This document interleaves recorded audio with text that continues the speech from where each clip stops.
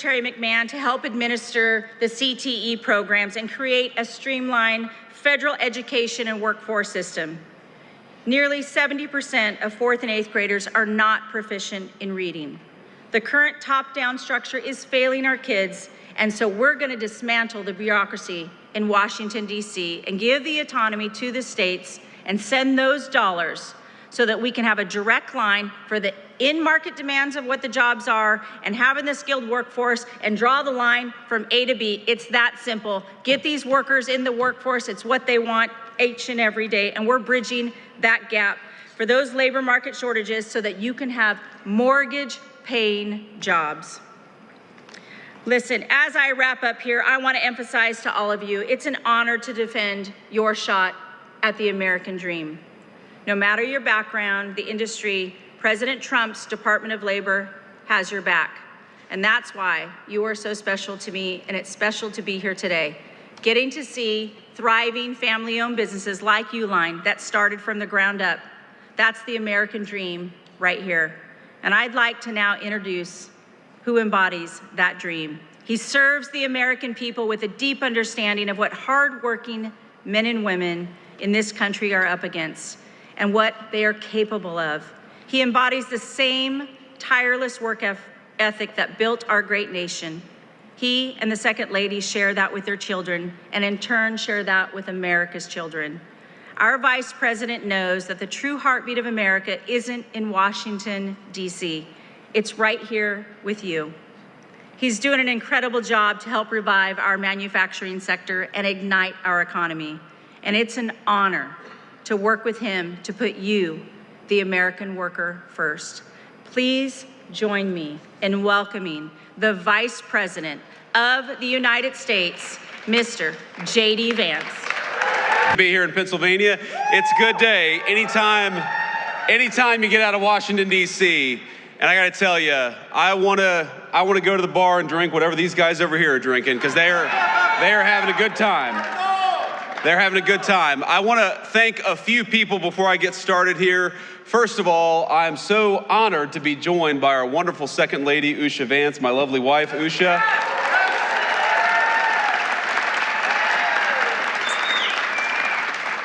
I want to thank our great Secretary of Labor, Lori Chavez DeRimmer, who's doing an amazing job, and she's focused on something that I think is very much close to the heart of our great workers here in Pennsylvania, which is this very simple idea that you ought to be able to raise a family and earn a good wage even if you don't go to college. We don't want to force everybody to go to college. We want to empower people who want to work with their hands to earn a good wage and do a good job, and she's fighting for that every single day. Lori's doing a great job.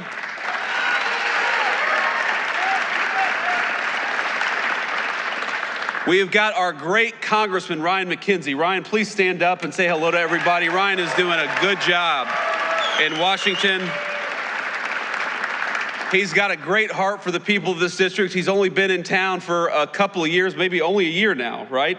That you've been in Congress. And you see it all the time. You see it with Democrats and Republicans. Sometimes people go to Washington and forget who they serve. Not Ryan McKenzie. You are very lucky in Pennsylvania to have one of the good ones, and Ryan is helping us every single day fight for American workers.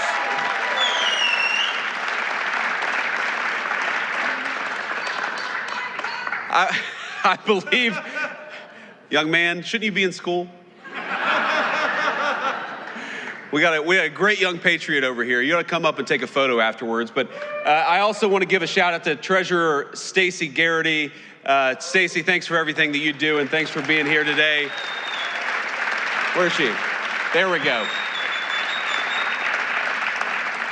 And of course, finally, to all the employees and the management, the good people of Uline for making it possible to be here. This is a massive facility, and I think that it speaks to what's going on in the United States of America under the past 10 months of Donald J. Trump's presidential leadership.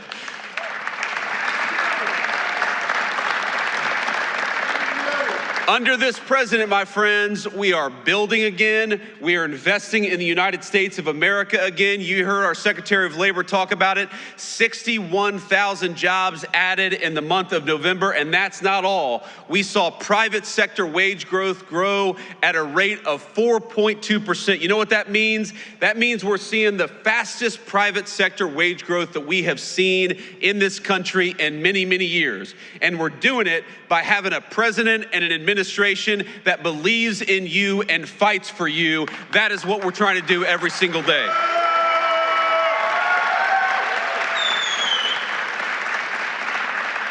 Now, I will say, as excited as I was to be here this morning, I remember when I got off the airplane, and it is cold. And, you know, like a good gentleman, I let my wife come down the steps first, and then I get to the bottom of the steps, and there's a bunch of firefighters from the Great Lehigh Valley who want to take a photo with me. And obviously, I love our firefighters. I'm happy to take a photo. Now, here's the problem. To the right of me is all these media cameras, probably broadcasting my every moment on national television. Some of the fake news gathered with us here today. And to the left of me is these great firefighters, and there before me is a sheet of black ice. And I think to myself, if I walk over to those guys and take this photo, I am gonna bust my you-know-what. I'm not gonna say it because we have this very bright young man here. I don't want to teach any bad words. I don't want your mom and dad to be mad at me. So I did what any self-respecting man would do in a situation like that. I send my wife to go and take a photo with the firefighters. No, I didn't. I actually didn't. I did it the right way, but I did do sort of the Biden slow shuffle to get over there. I did not want these national cameras to catch me doing anything, you know, because if I wiped out on that runway, you all know that would be national news for the next week. Now, Joe Biden could fall walking up the steps in broad daylight in 80-degree weather. Nobody would mind it, but if me or the president do anything like that, it's going to be plastered all over the news. But now we're here, we've made it, we have not wiped out, and we're here to talk about America's economic comeback. And ladies and gentlemen, we needed an economic comeback in the United States of America. We needed it.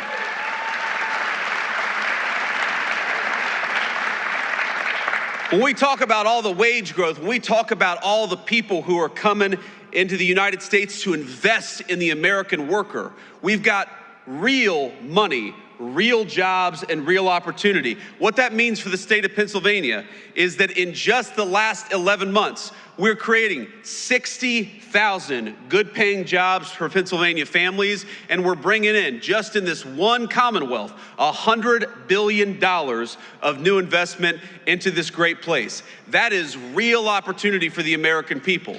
That is real wage growth for the American people.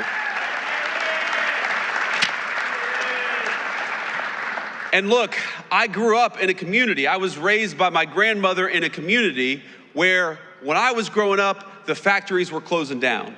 And those good paying jobs, they weren't coming into our communities. They were getting shipped overseas by politicians in Washington, D.C. The President of the United States has set this entire administration on a different course. We are sick of rewarding companies that ship jobs overseas. We're going to reward companies that build right here in America and give Americans good wages to do it.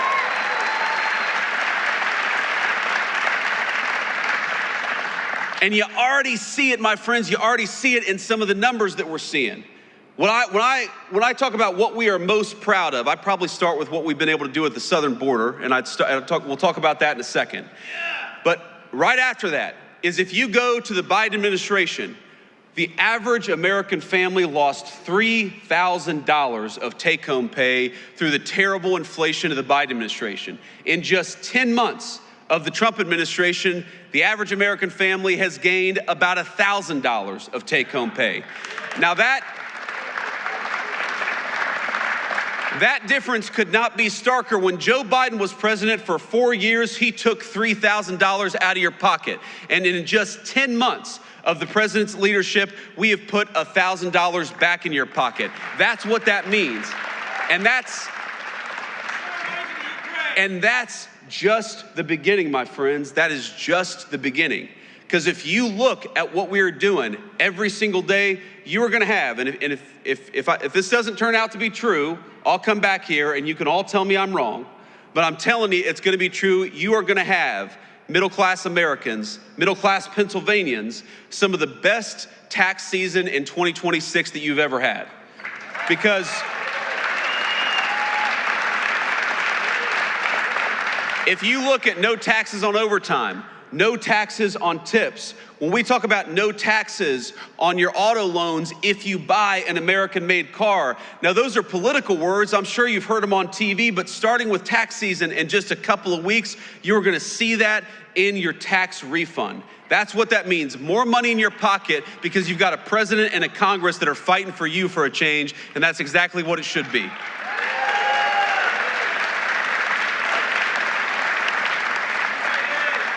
And I gotta say, I'm a little surprised. I'm a little surprised by when the Democrats talk all the time about affordability. Democrats say, you know, things aren't affordable. This isn't affordable. This has gotten more expensive. Drugs have gotten more expensive. Housing's gotten more expensive. And you know what? They're right, and it was because of them. It ain't that hard.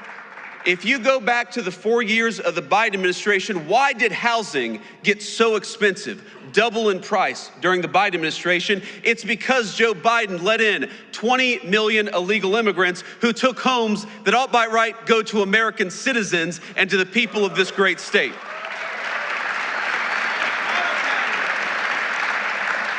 When we talk about why did health care get so unaffordable during the Biden administration, it's because Joe Biden allowed prescription drug companies to take advantage of this country. You know, Europeans were paying way less for prescription drugs than our American citizens. It took Donald J. Trump to haul those pharmaceutical executives into the Oval Office and say, no more. Europe's gonna pay more for drugs and America's gonna pay less for drugs because we gotta fight for the American people for a change.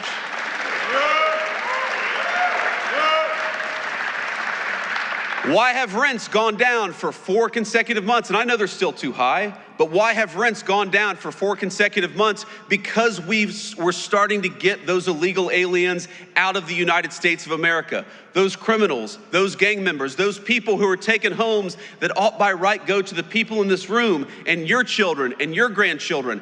It's simple economics. If you have fewer people, fewer illegal aliens trying to buy homes, that means American citizens are gonna finally be able to afford a home again. It's very, very simple economics. When you ask, why is it that we have trillions of dollars of new investment coming into the United States of America? Because we finally got a president who says, if you're gonna build in America, if you're gonna invest in America, we're gonna make it easy for you. But if you're not gonna build anything in America, if you're gonna try to ship an American job overseas, then we are gonna penalize you for doing something overseas that you ought to do in the United States of America. That's why we've got so much money coming in.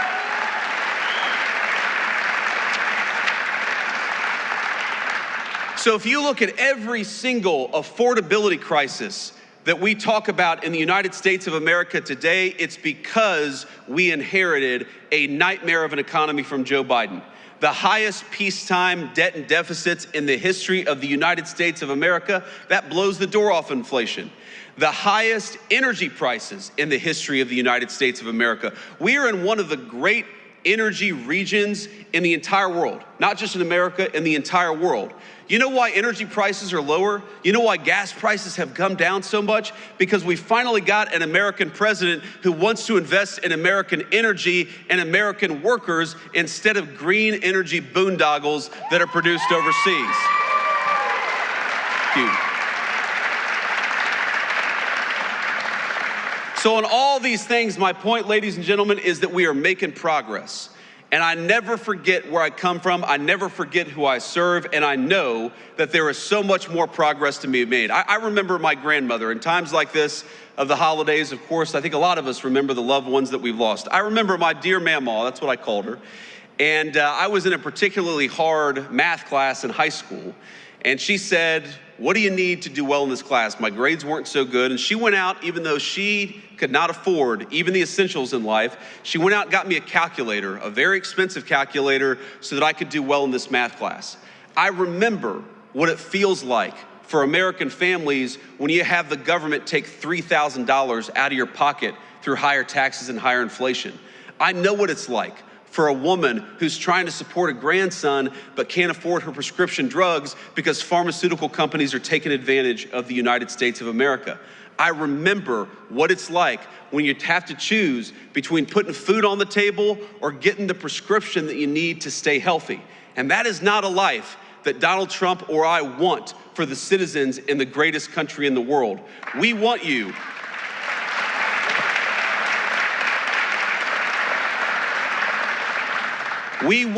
to be able to afford the things that you have to give your kids and your grandkids a good life. We want you to check your credit card statement and for that to be an annoyance, something you gotta do rather than something that causes a lot of stress and anxiety. We don't want a single parent or grandparent to have to look at their checking account and decide whether they're gonna buy food or whether they're gonna buy medicine this month. We are fighting for you every single day. And I don't want you to think for 1 second that because Joe Biden gave us the worst economy in the world that we forget it. No, we know.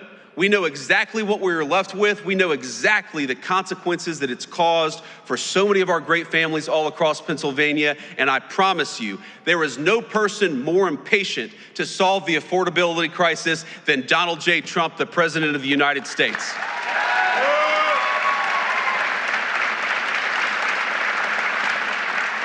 You know, I hear these Democrats talk about this as if you were gonna fix these problems in a single day. It reminds me of probably the third day in the Oval Office where eggs had gotten so expensive under the Biden administration. And you look, I'm the Vice President of the United States. I'm a very blessed man, but we have 3 little kids who eat a lot of eggs. And so I know the price of a dozen eggs. So the price of eggs got really high during the Biden administration. It was the third day in the White House, and some reporter said, "What are you doing about the price of eggs? Haven't you seen they're so expensive?" And the president's like, "Lady, we've been here for 3 days. It takes a little bit of time to fix something that was so fundamentally broken." And so when I hear the Democrats talk about the affordability crisis that they created, it's a little bit like, Charles Manson criticizing violent crime. Look in the mirror, my friend. You are the cause of the problem, and Donald J. Trump's administration is the solution to the problem that you created.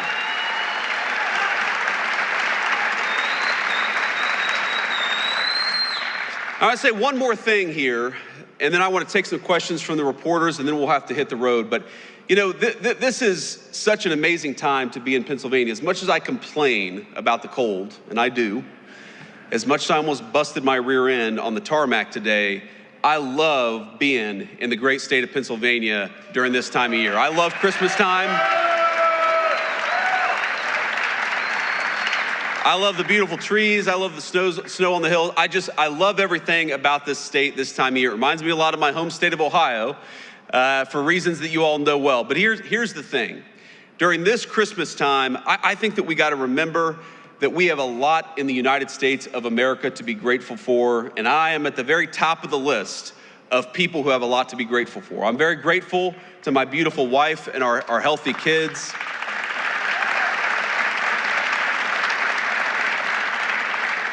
I'm very grateful to have this job, for the trust that all of you have put in me. I'm very grateful that we have a president of the United States who would literally take a bullet for this country, and in fact actually did.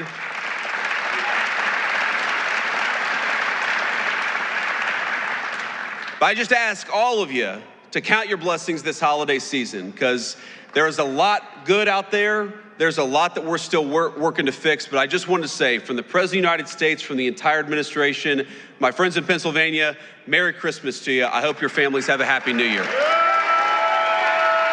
Thank you.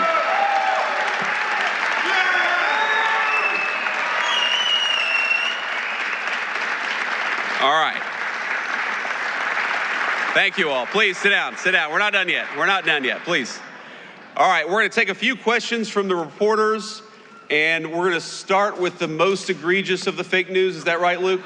No. We're going to start with the local reporters who have some integrity. So let's start with our local cameraman, and then we'll move on to the fake news if we have some time. Sir or ma'am? Hi, I'm Jackson White from WITF in Harrisburg. Hey, Jackson. How you doing? I'm good. So many Americans are still reporting that they're experiencing high costs of groceries and other living expenses. How does the administration plan to lower those costs, and how long might that take for them to experience those lower costs? Well, Jackson, as I said earlier, I think the best way to understand this is if the American people had $3,000 taken out of their pocket, it's going to take a little bit of time before they really feel like that money's been put back in their pocket. That just takes a lot of time. It's a lot of work. And I think the best way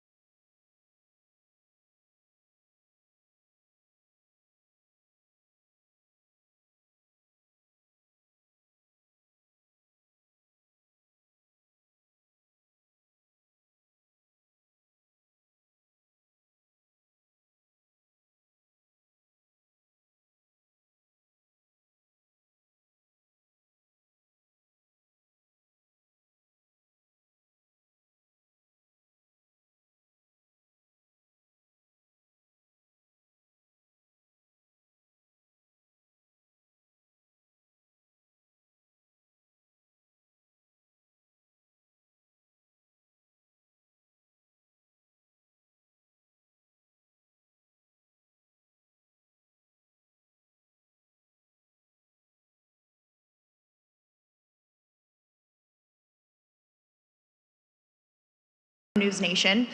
As I'm sure you know, recent polling shows most Americans don't approve of how the Trump administration is handling the economy. I hear what you're saying, that it's going to take time to fix things, but the political reality is that the midterms are next year. Are you worried that affordability is a political liability for your administration and for Republicans? Look, I'm not worried about the politics because I believe fundamentally in the wisdom of the American people. When we go out there and we tell our story that gasoline and energy got way too high under Joe Biden's administration, but we've lowered the cost of energy, the American people will understand that. The American people know that.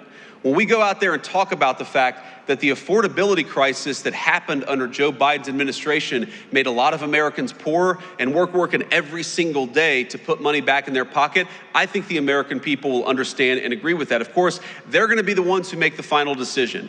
But I feel very confident that if we keep wages high, we keep energy prices low, we keep on chipping away at the affordability crisis created by Joe Biden's administration, yes, I believe the American people are going to reward us because the American people are smart. They know Rome wasn't built in a day. They know what Joe Biden broke is not going to get fixed in a week. We got to stay with it. We got to keep on working on bringing good jobs and money back into the United States of America. And that it already has paid major dividends for the American people. It's going to pay a lot more in the year to come. Thank you.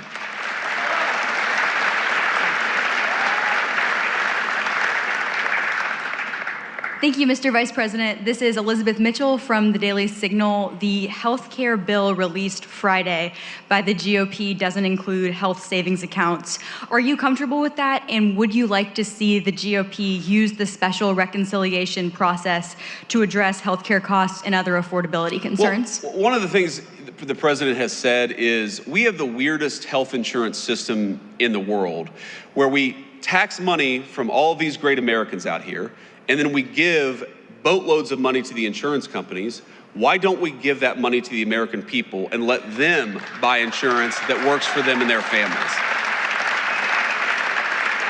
I mean, if you look at insurance company profits, they have been skyrocketing ever since Obamacare was passed. The insurance companies have done very well under Obamacare. You know who hasn't done well under the Obamacare system of giving boatloads of money to the American people? All of you. That's what's broken about this system. It's good for insurance companies and bad for Americans. We are trying to get to a healthcare policy that's good for Americans. We don't care. If the insurance companies do well, great. If they do poorly, that's their problem. We are here to fight for the American worker and make health insurance affordable for them. So we're going to keep on working at it. You mentioned one piece of legislation. I've probably read a dozen different pieces of legislation that are floating out there. Again, it's going to come to the point where Republicans and Democrats have to figure out what can be passed together. Of course, the president is going to drive a lot of that process. We're still reviewing some of these legislative texts as they come up. We believe that we can solve this problem. But again, the nature of our system, we're going to work with Congress to make sure we get something that's good for the American people through the Congress. Thank you.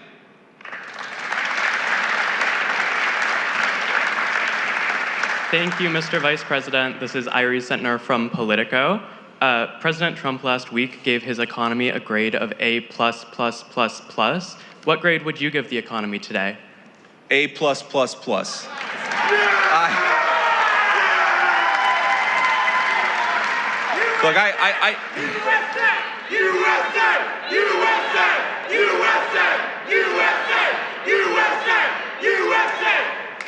Look, Here's the simple fact of the matter. Again, you have to understand all of this stuff in context. You have to ask yourself, what has the Trump economy been able to build over the past 10 or 11 months, given what we inherited from the Biden administration? Ladies and gentlemen, we had the worst inflation crisis in 50 years in the United States of America under Joe Biden. We had the worst trade deficit in the history of the United States under Joe Biden. We had debt and deficits, the highest in the history of American peacetime in 250 years.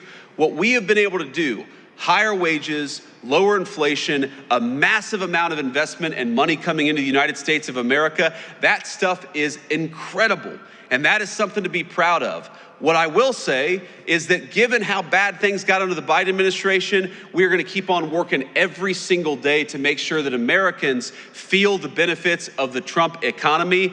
I am certain that we've already seen great benefits for the American people, but we got a lot of rebuilding to do over the next 3 years, and the president is committed more than anybody to making sure that we do it.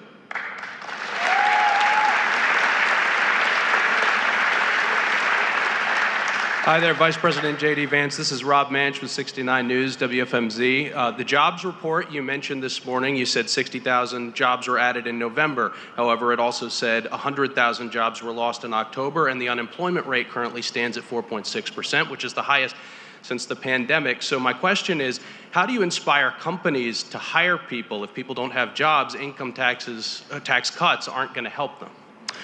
Well, first of all, the idea that income tax cuts don't help is ridiculous. If more people have more money to spend in their pocket, that's good for businesses, it's good for families, it's good for everybody.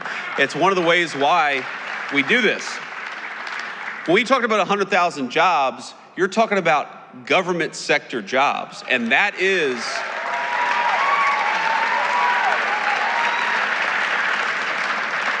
in a lot of ways the entire story of what we're trying to do under President Trump's leadership.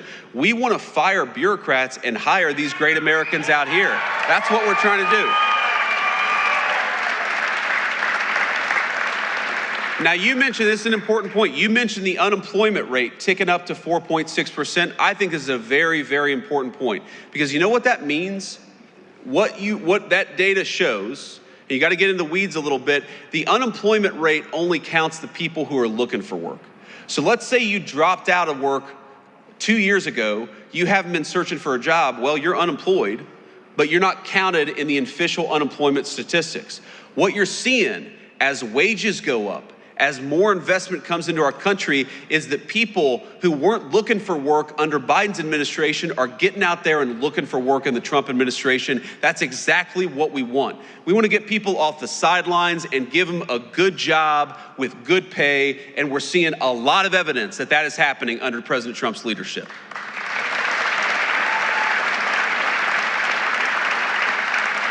We'll take one more question. Mr. Vice President, Jacob Bogage from the Washington Post. It's good to see you. Good to see you too. Merry Christmas. Thank you. Same to you. Unfortunately, I have to ask a bit of an off-topic question from affordability because news events do intervene, and that is the interviews that White House Chief of Staff Susie Wiles gave to Vanity Fair, in which she's quoted as referring to you as, excuse me, and again, not my words, sir, but a conspiracy theorist of a decade, and described your transformation from someone who once opposed President Trump to now his vice president as an act of political expediency. And I'd like to give you the chance to respond to that, sir. Well, first of all, if Susie, I'll trust what you said. I haven't looked at the article. I of course have heard about it, but conspiracy theorist. Sometimes I am a conspiracy theorist, but I only believe in the conspiracy theories that are true. Yeah.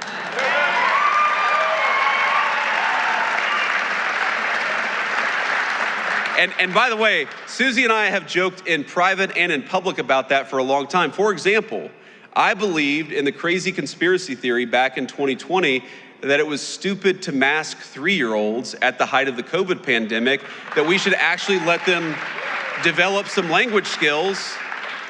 You know, I believed in this crazy conspiracy theory that the media and the government were covering up the fact that Joe Biden was clearly unable to do the job.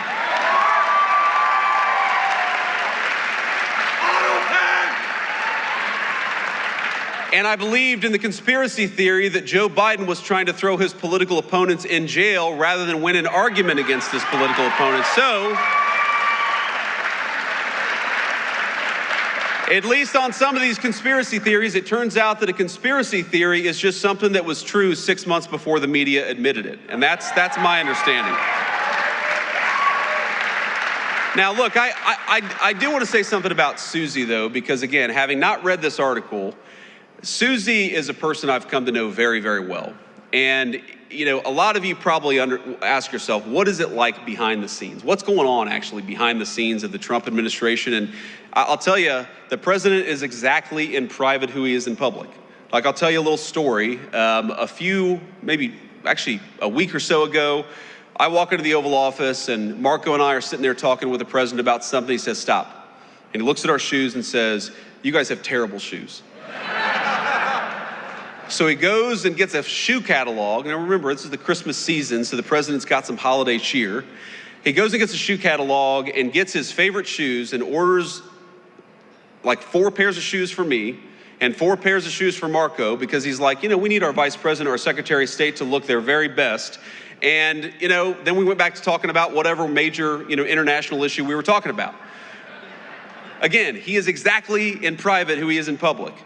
That's not true of most people in Washington, D.C. It's not. And I've seen so many people who will say one thing to the president's face, Democrats and Republicans, and then will do the exact opposite behind the scenes. You know why I really, you know what they are, and you know why I really love Susie Wiles? Because Susie is who she is in the president's presence. She's the same exact person when the president isn't around. I've never seen Susie Wiles say something to the president and then go and counteract him or subvert his will behind the scenes. And that's what you want in a staffer. Because as much as I love Susie, the American people didn't elect any staffer. They elected the President of the United States. And what you want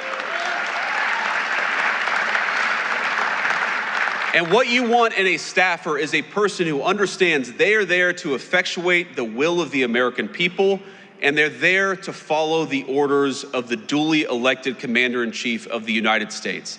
And Susie Wiles, we have our disagreements. We agree on much more than we disagree, but I've never seen her be disloyal to the President of the United States, and that makes her the best White House Chief of Staff that I think the President could ask for.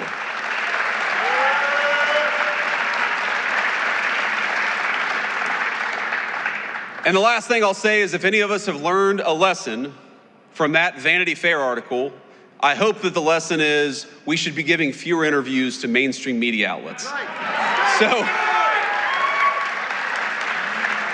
So with that lesson internalized, I'm going to stop taking questions and just leave you with one final note. And again, it's just a note of gratitude. This is the coolest job I've ever had. Agree with us or disagree with us, I'm sure that every single person in this room made something happen to get me to this job.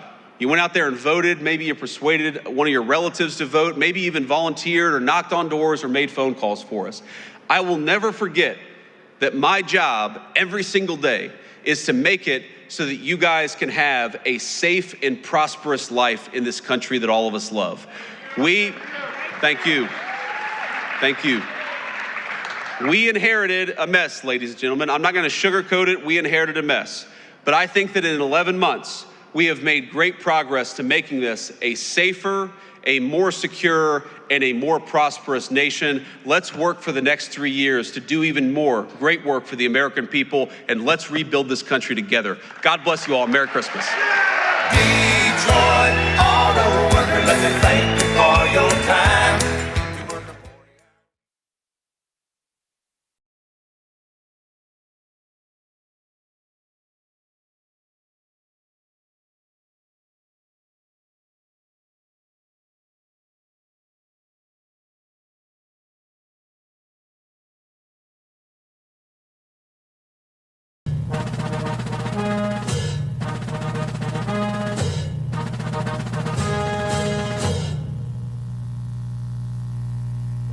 Ladies and gentlemen, the Honorable J.D. Vance, Vice President of the United States of America, accompanied by Vice Admiral Yvette M. Davids, United States Navy, the Superintendent of the United States Naval Academy.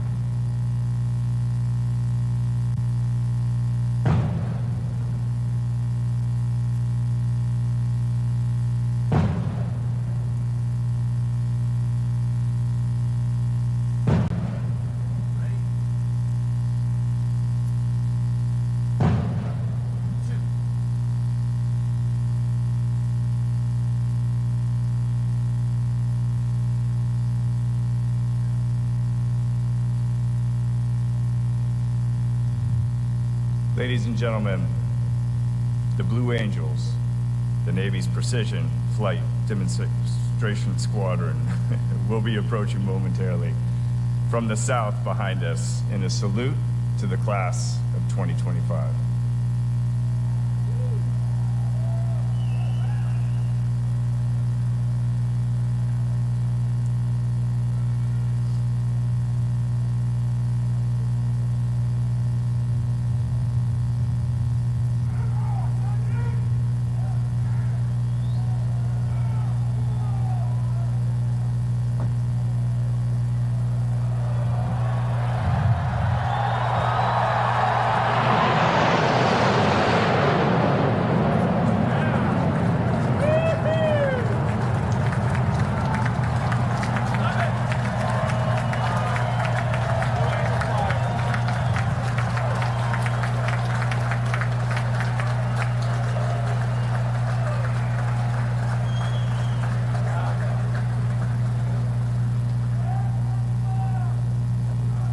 Ladies and gentlemen, we invite all of our guests to remain standing for our national anthem, sung by Midshipman First Class Quinn Gonzalez, and then the invocation by Captain Maurice Buford, Chaplain Corps, United States Navy.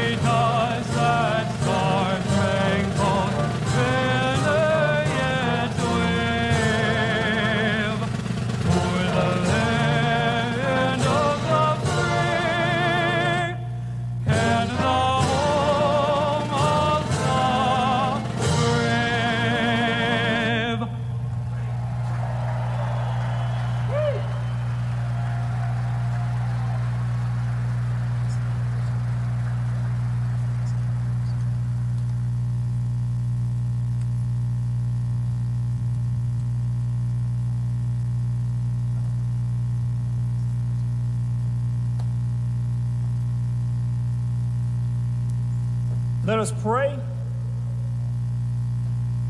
Most gracious and triumphant God, we come to announce to the world that these warriors are ready to fight tonight. For the record reflects they have the moral clarity for the fog of war, the mental agility to outwit the opposition, and more importantly, the spiritual readiness to say on behalf of we the people, of the people, and by the people, that the best is yet to come. So would you stretch forth your hand and stir up our faith as a people? For only then will we know that all things are possible to those that dare to believe. Now receive all of your glory, your power, and your honor forever. Amen. Please be seated. Ladies and gentlemen, the 65th Superintendent of the United States Naval Academy, Vice Admiral Yvette M. Davids.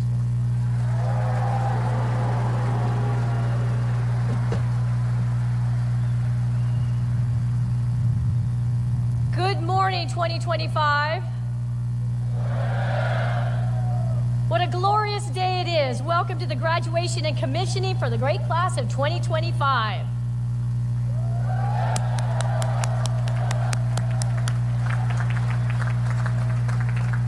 There should be no question about the significance of today. We have the privilege of hosting our Vice President, the Honorable J.D. Vance, the Secretary of the Navy, Secretary Phelan, the Commandant of the Marine Corps, General Smith, and the Acting Chief of Naval Operations, Admiral Kilby.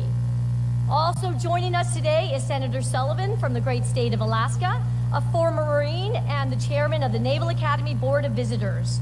And esteemed members of the board, Congressman Jake Ellzey of Texas, a proud member of the class of '92, and former fighter pilot, and Congressman Derek Van Orden of Wisconsin, retired Navy SEAL. And Congressman Rob Bresnam of Pennsylvania is also with us today. Thank you for joining us as we celebrate the class of 2025. I'm honored you could be with us today. Class of 2025, this week has been a whirlwind for you. So please allow yourself a brief moment to take it all in. Look around, go ahead, at your classmates next to you. Now up at the stands, find your family and friends and sponsor families and loved ones. Give them a wave.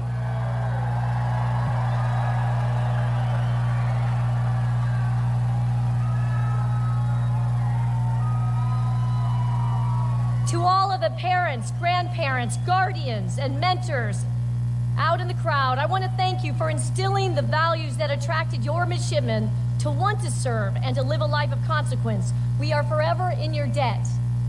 And thank you to our amazing and incredible dedicated faculty, staff, coaches, and sponsor families who contributed to this class's development into officers of character dedicated to the profession of arms. So 2025, to those who have challenged you and pushed you to achieve greater things than you thought possible, to those who have supported you and mentored you, please join me in giving them a heartfelt round of applause.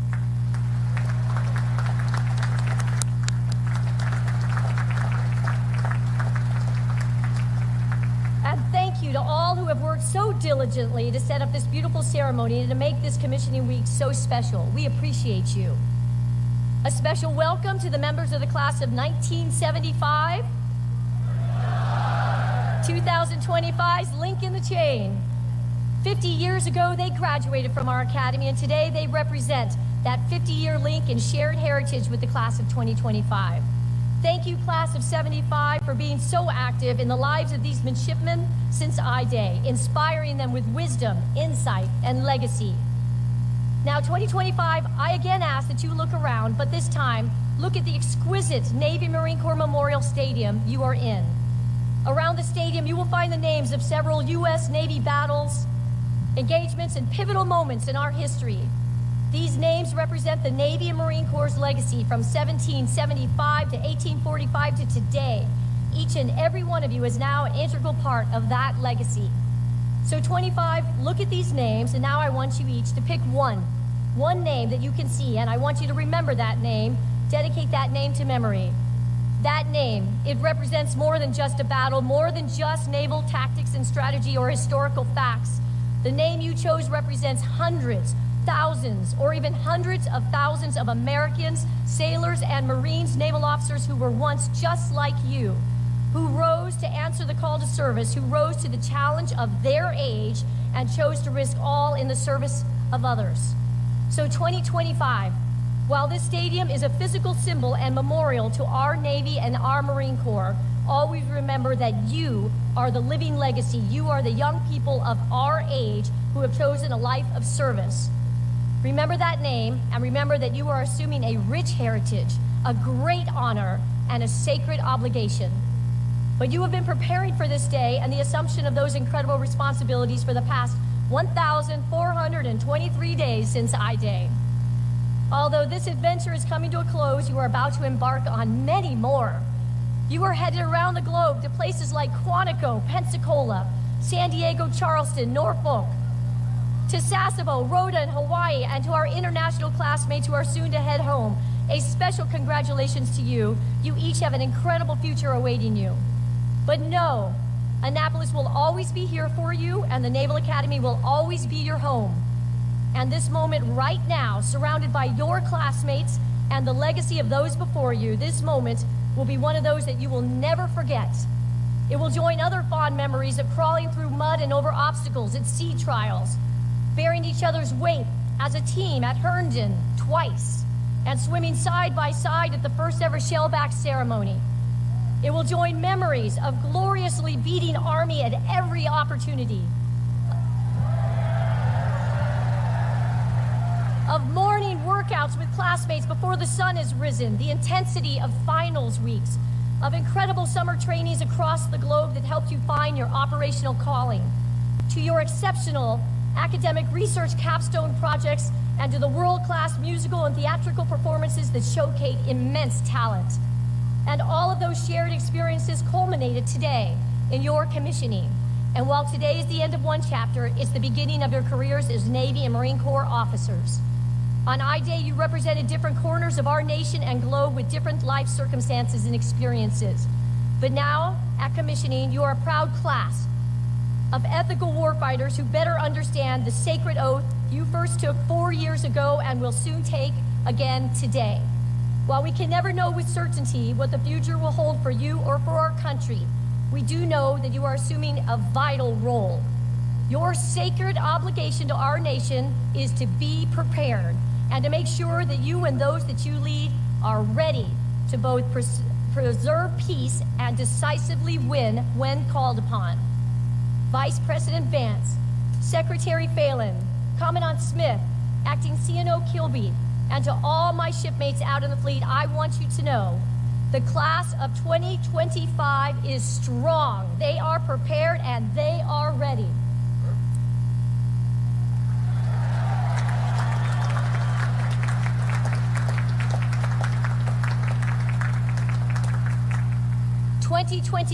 Your Naval Academy family is incredibly proud of you. I'm incredibly proud of you, and I can't wait to see what you will accomplish in the years ahead. It is now my pleasure to introduce our 79th Secretary of the Navy, the Honorable John C. Phelan.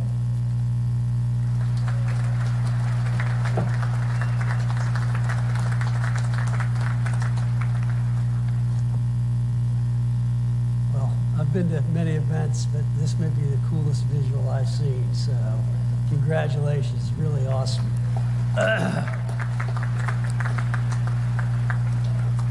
Mr. Vice President, Commandant, Acting Chief of Naval Operations, Superintendent, distinguished guests, faculty, staff, families, and most importantly, the class of 2025, good morning.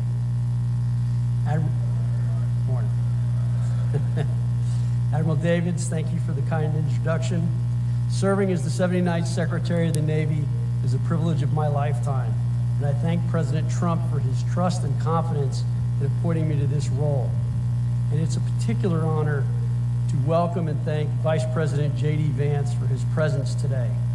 As a Marine and combat veteran, Vice President Vance represents what makes this nation great. Courage forged through hardship, service defined by humility, and deep, unshakable belief that this country is worth fighting for.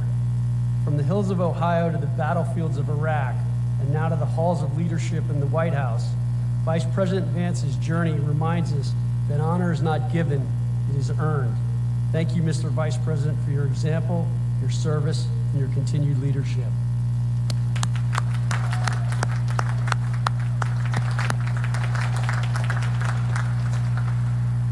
I'm truly honored and humbled to address the newest class of officers who will soon carry the weight of command and the hopes of our nation on their shoulders.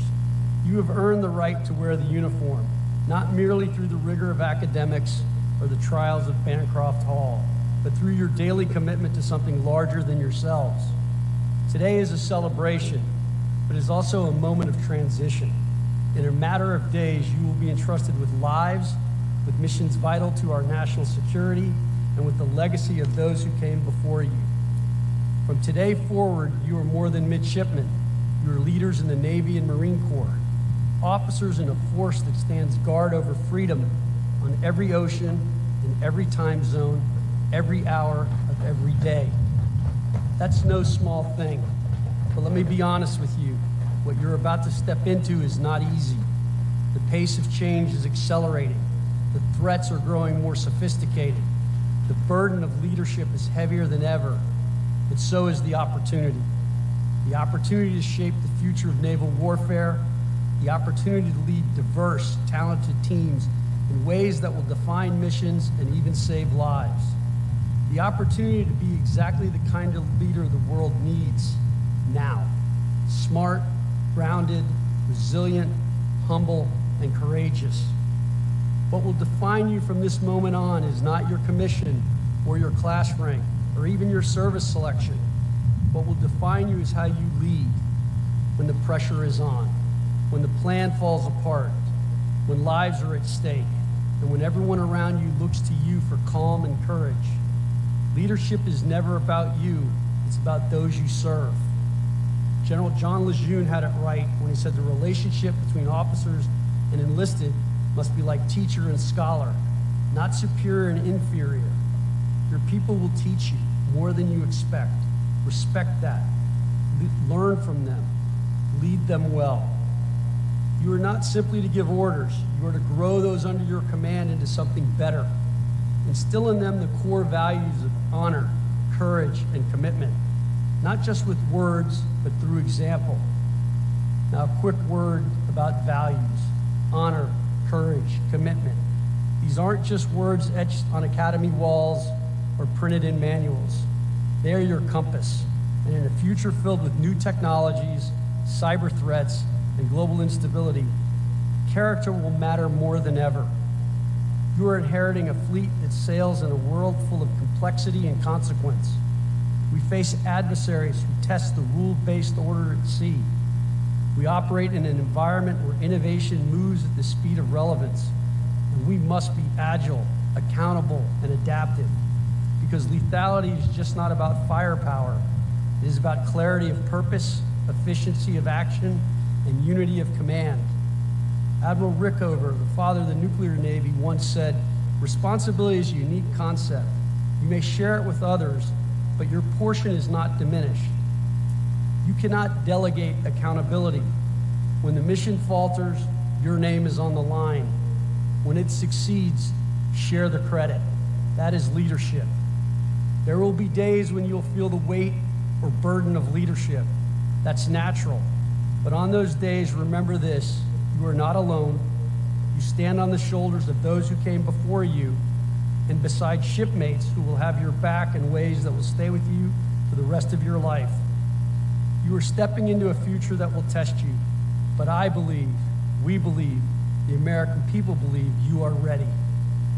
Ready to innovate, ready to inspire, ready to lead in a Navy and Marine Corps that is evolving, modernizing, and building a more lethal, adaptable, and resilient force. You are the future of that force. So take pride in what you've achieved, take responsibility for what comes next, and take care of those you are privileged to lead. Your commission is more than a contract. It is a covenant with the American people. They trust you to defend this nation with honor, to wield power with restraint, and to lead with integrity, even when no one is watching. So class of 2025, step forward with confidence, but carry within you the humility of those who came before.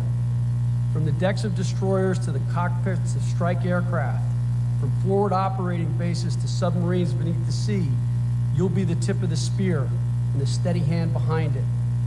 In closing, know this: your country is proud of you, not just for what you've done, but for who you've chosen to become. You are not just graduates, you are defenders of the Constitution, ambassadors of liberty, and the next generation of American leaders. May God bless you, your families, and the United States of America. Congratulations on this well-deserved honor. Thank you.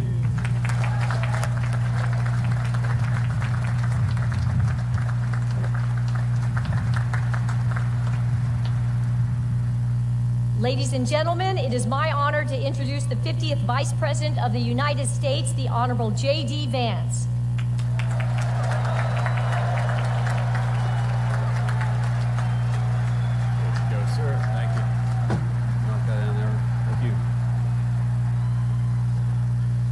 Well, it is great to be with you here on this incredible day, and I gotta say, it's a pretty cool trick where when people say good morning, you guys say it back in unison. So let me say good morning to the class of 2025. I want to say, first of all, thank you all for having me, and thank you especially to Vice Admiral Davids and Captain Allman for your hospitality. Thank you as well, of course, to Secretary Phelan for that great speech, Admiral Kilby, and General Smith for all that you do for our country. First off, I want to say, both from me and from President Trump, congratulations to the class of 2025.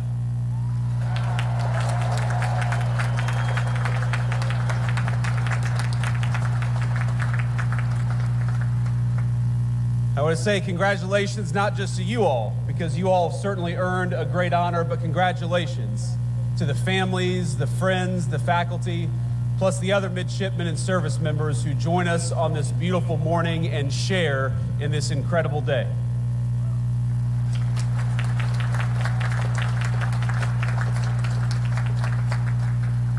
Now, it's always dangerous to give a politician a microphone, but I know that I am one of the very last things standing between you and your commission and your diploma.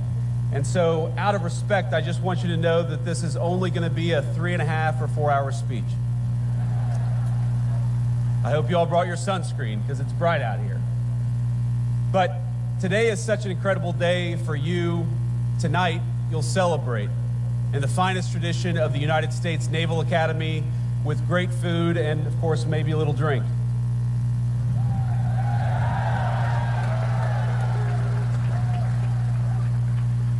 But I hope that as you celebrate, you remember that this is not just your day, as hard as you have worked for it. This day belongs to parents, grandparents, aunts, uncles, teachers, brothers, sisters, and so many others. You, all of you, are the product of an incredible legacy. People who worked hard to give you a good education, food on the table, and a sense of possibility. People who took you to church, to practices, to tutoring sessions. People who prayed for you when you struggled and celebrated with you at moments just like today. Most of you are fortunate enough to have someone here to celebrate with you.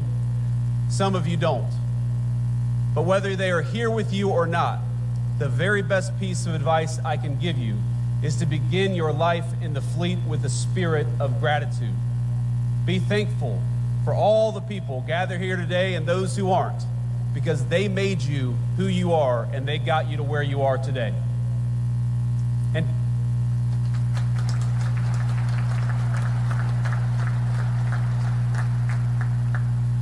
And I hope you'll take from that gratitude a sense of duty. You owe it to the American people, to yourselves, but most of all to the people who sacrificed so hard to get you here.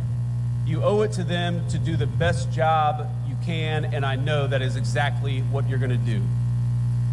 Now, it's customary in speeches like this for people like me to offer words of congratulations and maybe a little bit of advice. Of course, I just did exactly that.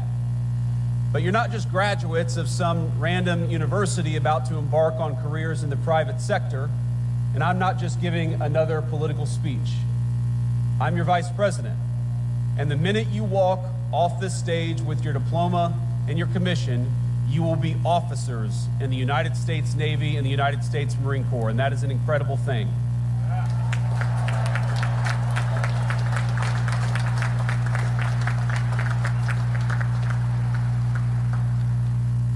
You will be leaders of men and women in our armed forces. So while President Trump and I congratulate you on this incredible achievement, I also thought it would be appropriate to tell you a bit about how the President and I think of your mission in this new and very dangerous era for our country. Now, last week, the President took a very historic trip to the Middle East, meeting with heads of state in Qatar, Saudi Arabia, and the United Arab Emirates. Most of the headlines focused on the trillions of dollars of new investment the President secured for our country, and that's, of course, an important thing. But I actually think the most significant part of that trip is that it signified the end of a decades-long approach in foreign policy that I think was a break from the precedent set by our founding fathers. We had a long experiment in our foreign policy that traded national defense and the maintenance of our alliances for nation building and meddling in foreign countries' affairs, even when those foreign countries had very little to do with core American interests. What we're seeing from President Trump is a generational shift in policy, with profound implications for the job that each and every one of you will be asked to do. Now, following the collapse of the Soviet Union, our policymakers assumed that American primacy on the world stage was guaranteed. For a brief time, we were a superpower without any peer, nor did we believe any foreign nation could possibly rise to compete with the United States of America. And so our leaders traded hard power for soft power. We stopped making things, everything from cars to computers to the weapons of war, like the ships that guard our waters and the weapons that you will use in the future. Why did we do that? Well, too many of us believed that economic integration would naturally lead to peace by making countries like the People's Republic of China more like the United States. Over time, we were told the world would converge toward a uniform set of bland, secular, universal ideals, regardless of culture or country. And those that didn't want to converge, well, our policymakers would make it their goal to force them by any means necessary. So instead of devoting our energies to responding to the rise of near-peer competitors like China, our leaders pursued what they assumed would be easy jobs for the world's preeminent superpower. How hard could it be to build a few democracies in the Middle East? Well, almost impossibly hard, it turns out, and unbelievably costly. And it wasn't our politicians who bore the consequences of such a profound miscalculation. It was the American people, to the tune of trillions of dollars, but more than anyone, it was borne by the people who were in your shoes just a few short years ago, by our service members and their families. The tens of thousands of warfighters who sacrificed precious time, energy, and in some cases, their very lives in the line of duty. They are the ones who bore the costs of past failure. Our leaders abandoned clearly stated strategic goals for lofty, often incoherent abstractions. This is how, for example, we wound up chasing a $230 million pier in Gaza that worked for a grand total of 20 days while injuring over 60 American service members in the construction and maintenance of that pier. Our government took its eye off the ball of great power competition and preparing to take on a peer adversary, and instead, we devoted ourselves to sprawling, amorphous tasks like searching for new terrorists to take out while building up faraway regimes. Now, I want to be clear.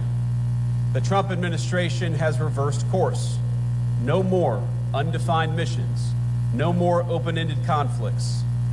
We're returning to a strategy grounded in realism and protecting our core national interests. Now, this doesn't mean that we ignore threats, but it means that we approach them with discipline, and that when we send you to war, we do it with a very specific set of goals in mind.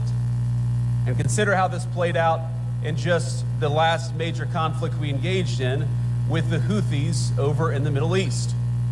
We went in with a clear diplomatic goal, not to enmesh our service members in a prolonged conflict with a non-state actor, but to secure American freedom of navigation by forcing the Houthis to stop attacking American ships. And that's exactly what we did.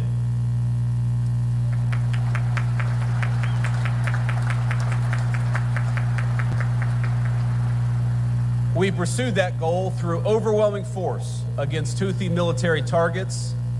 In just the first 100 days of the administration, we were able to reach a ceasefire in a conflict that had been ongoing for nearly 2 years. That's how military power should be used, decisively with a clear objective. We ought to be cautious in deciding to throw a punch, but when we throw a punch hard, and we do it decisively, and that's exactly what we may ask you to do.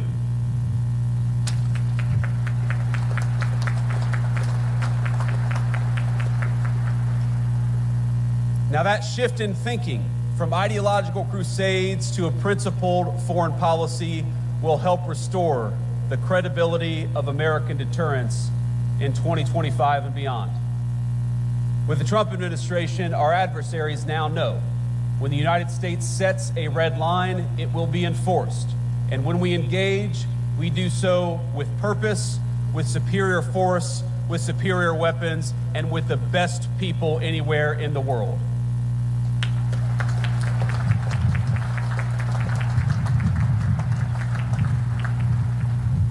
Let me say something about weapons and the future of warfare. It is, of course, a priority of this administration, not just to keep, but to widen the technological edge between the United States military and our adversaries all over the world. In the wake of the Cold War, America enjoyed a mostly unchallenged command of the commons, airspace, sea, space, and cyberspace. But the era of uncontested U.S. dominance is over. Today, we face serious threats in China, Russia, and other nations determined to beat us in every single domain, from spectrum to low Earth orbit to our supply chains and even our communication infrastructure. Technology has lowered the cost of disruption, and so we must be, all of us, not just smarter. We got to make sure that we send our troops to war, we do it with the right tools. We can no longer assume our engagements will come without cost. That's why the Trump administration is investing in innovation, rewarding risk takers at the Department of Defense, and streamlining weapons acquisition for the new century. Investing in cutting-edge weaponry like hypersonics is important, but just as important are the low-cost, high-impact technologies that are already transforming the battlefield, things like drones. And by the way, when we talk about innovation, innovation is not just happening in the laboratory of a defense contractor. Innovation increasingly is happening on the very battlefields that you will lead troops on. So that you are not just recipients of innovation, you're not just users of tools, you will very often be developing tools in this new century. Our lawmakers and military brass alike must learn to adjust to a world where cheap drones, readily available cruise missiles, and cyber attacks cause extraordinary damage to our military assets and our service members. And it will be you, the graduates gathered here today, who will lead the way for the rest of us. Your service will bring new challenges and environments, including ones unfamiliar even to those who have served before you. You will deploy new equipment, new systems, and new technology. And through those experiences, it is you who will learn, who will teach others, and will help our services and our entire country adapt to the future we're confronting. Now, the extraordinary education you have received is an investment by the American people, an investment not only in your courage, but in the strength of your minds and the promise of your leadership. Because your nation rests easier knowing that we have the most brilliant strategists and tacticians standing guard. Men and women like you, brilliant enough to preempt and, if called, fight and win the wars of tomorrow. And as technological change continues to transform the battlefield, it only heightens the importance for this administration, for our whole country, on investing in our military's human capital. That's you, in the well-being of our warfighters, in your brilliance, in your strategic innovation. Modernization isn't just about tactics and tools. It's about meeting the needs of our service members. For too long, we asked too much of too few.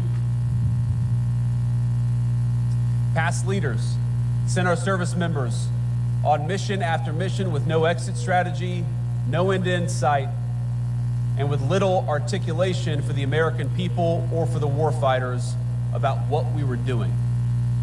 When we extend the deployment of an aircraft carrier, that has real impact on people's lives, and we're aware of it. They miss their families, of course, they miss their loved ones and their home life. They accept that sacrifice, and that's the job that you've taken on. But the job that we have taken on is to never misuse that sacrifice or never ask you to do something without a clear mission and a clear path home.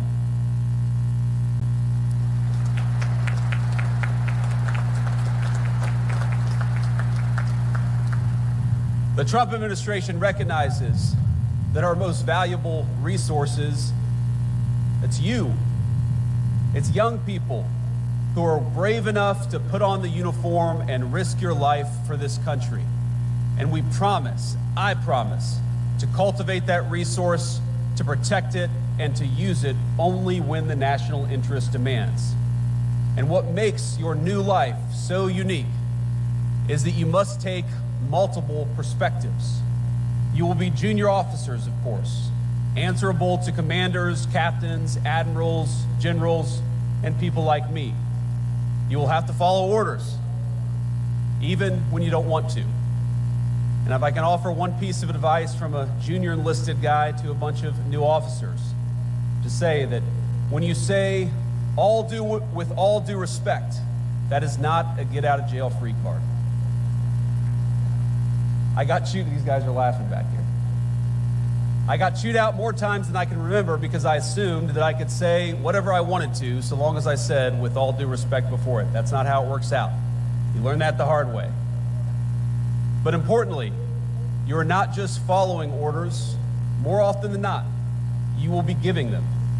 And just as I see you as our most precious resource, so you must see the men and women who call you sir and ma'am as your most sacred charge.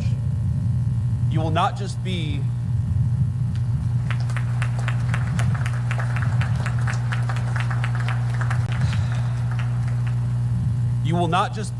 another boss. You will counsel them through triumph and tragedy. You will learn that there is no clear line between personal and professional for officers in the Navy and Marine Corps. But I encourage you to see them not just as people who must follow your orders, but as leaders in their own right with incredible wisdom and incredible potential. Now, this is shocking to think about, but there are senior enlisted people who started their careers in the Navy or the Marine Corps before you were born, who will call you sir and ma'am and follow your orders. Think about what an incredible honor that is. And think about what an incredible opportunity it is, not just to lead these men and women, but also to learn from these men and women. And that is the task before you.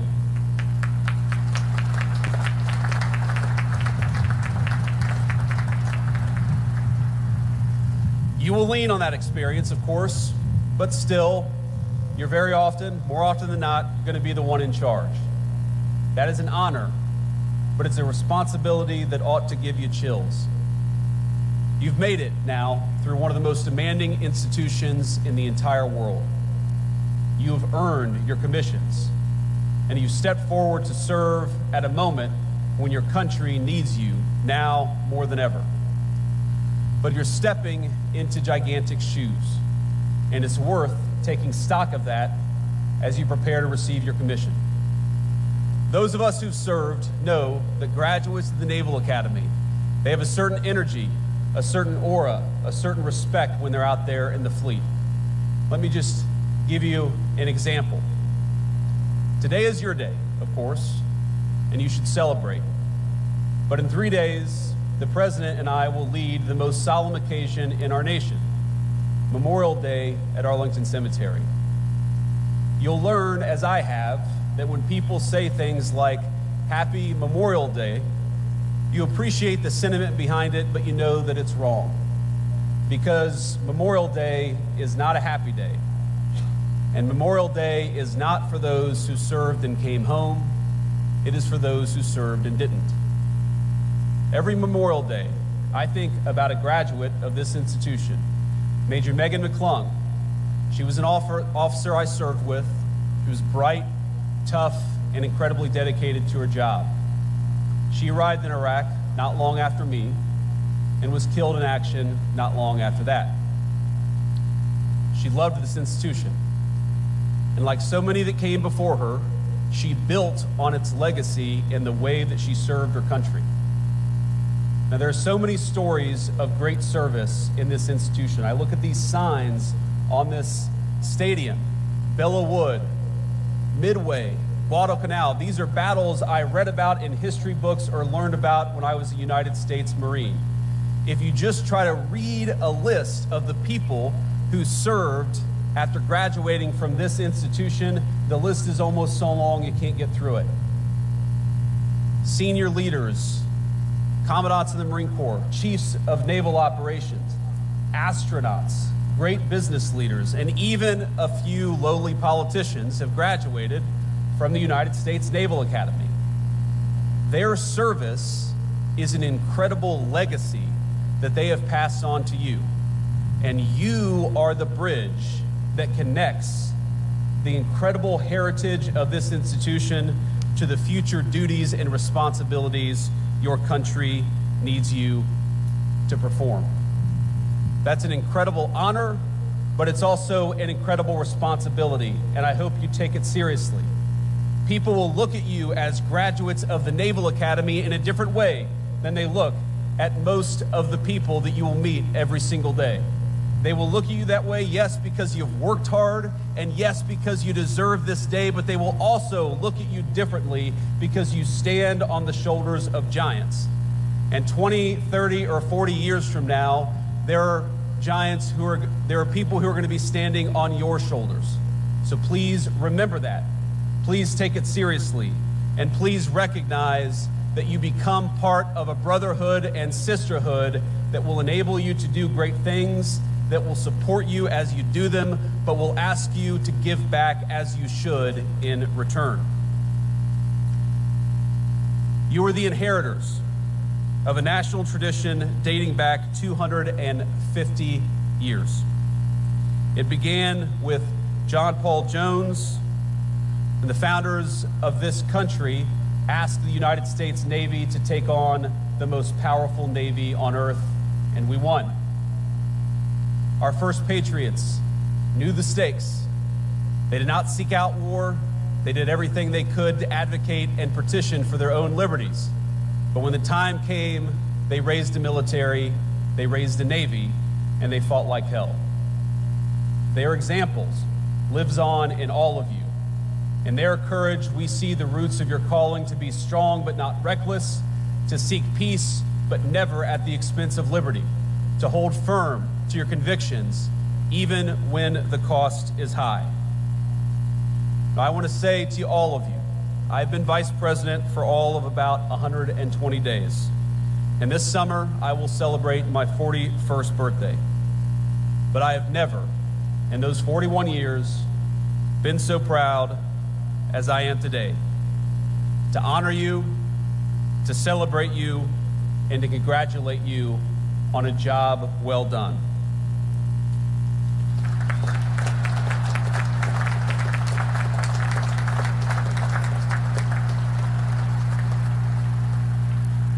Now, I'm sure some of you share my politics and some of you don't.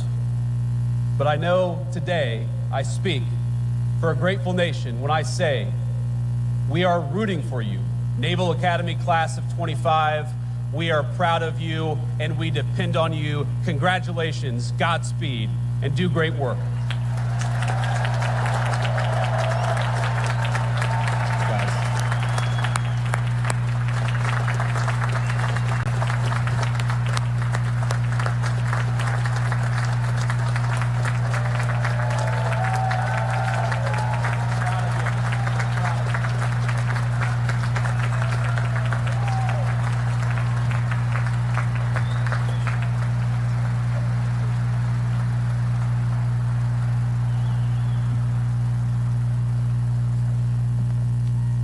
Thank you, sir.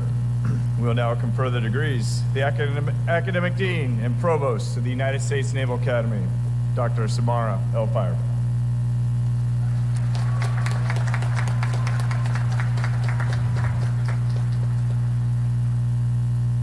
Successfully completing the requirements and demands of a Naval Academy education is no small feat.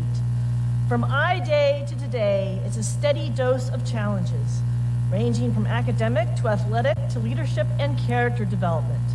I have no doubt that each of you has been challenged, perhaps in ways you never thought you would or to levels that you never thought you could achieve.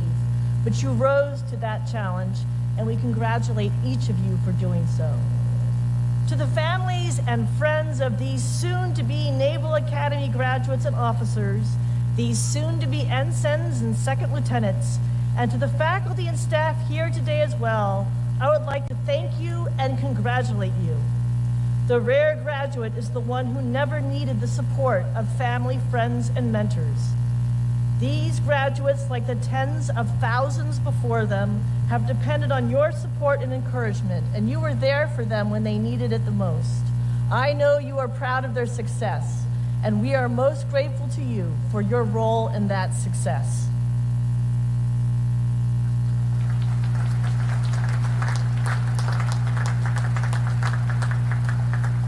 Candidates, please rise.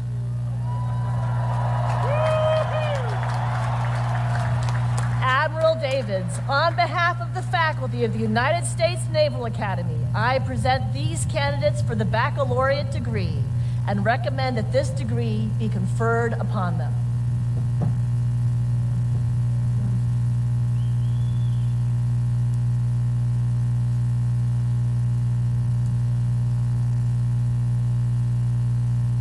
As you have successfully completed your course of study at the United States Naval Academy and have been recommended by the Academic Board as Superintendent of the United States Naval Academy and by virtue of the authority vested in me by the Congress of the United States, I confer upon each of you the baccalaureate degree with all rights and privileges thereunto pertaining.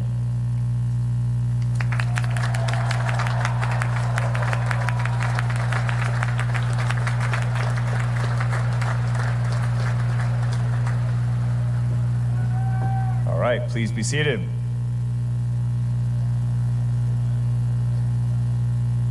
The Commandant of the Marine Corps, General Eric Smith, United States Marine Corps, will administer the oath of office to those being commissioned into the United States Marine Corps.